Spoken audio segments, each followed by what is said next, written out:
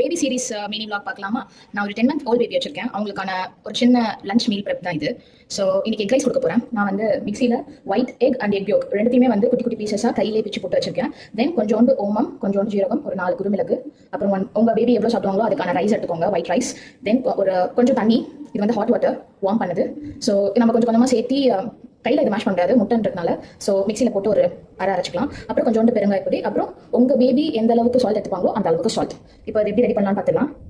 First நான் இந்த மிக்சியில் போட்டிருக்கேன் இந்த எக்கை வந்து மேஷ் பண்ணி எடுத்துக்கிறேன். பிகாஸ் ஒயிட் ரைஸோட மேஷ் பண்ணால் கொஞ்சம் கஷ்டமாக இருக்கும். ஸோ நான் ஃபர்ஸ்ட் எக்கை வந்து மேஷ் பண்ணி எடுத்துக்கிறேன். கொஞ்சமாக வந்து இந்த மாதிரி தண்ணி மட்டும் ஊற்றிட்டு நான் மேஷ் பண்ணி எடுத்துக்க போகிறேன். ஸோ இப்போ நான் மிக்சியில் அரைச்சிட்டு வந்துட்டேன். அரைச்சதுக்கப்புறம் இந்த மாதிரி தான் இருக்கும், ஒயிட் அண்ட் எல்லோ மேஷ் பண்ணிட்டு.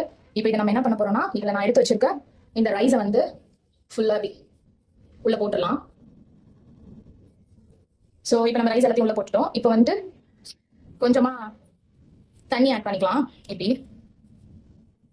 தென் நான் இப்போ எடுத்து வச்சிருக்கேன் இந்த குருமிளகு, ஜீரகம் அந்த ஓமத்தை வந்து உள்ளே போட்டுக்கலாம். சரிங்களா?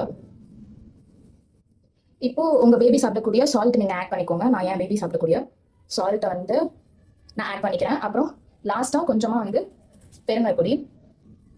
ஸோ இப்போ வந்து மிக்சியில் உள்ளே போட்டுட்டு நம்ம வந்து நம்ம இதை இப்போ மிக்சி உள்ளே போட்டுட்டோம் எல்லாத்தையும் தேவையானதெல்லாம். இப்போ உங்கள் பேபி சாப்பிட்ற கன்சிஸ்டன்சிக்கு நீங்கள் வந்து ஒரு 2 சுற்றி எடுத்துக்கோங்க.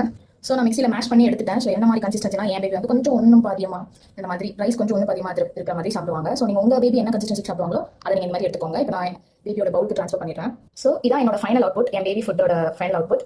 ஸோ இந்த கன்சிஸ்டன்சியில் நான் பேபிக்கு ஃபீட் பண்ண போகிறேன். நீங்களும் இதை ட்ரை பண்ணி பார்த்துட்டு உங்கள் பேபி எப்படி சாப்பிட்றாங்க பாருங்க. ஃபுல் பவுல் சீக்கிரம் காலி ஆகிடும். Try it out guys and let me know in comments. இந்த மாதிரி சீரிஸ், இந்த மாதிரி மினி vlogsலாம் உங்களுக்கு பிடிச்சிருந்துச்சுன்னா please subscribe, comment, share, do like. Thanks for watching.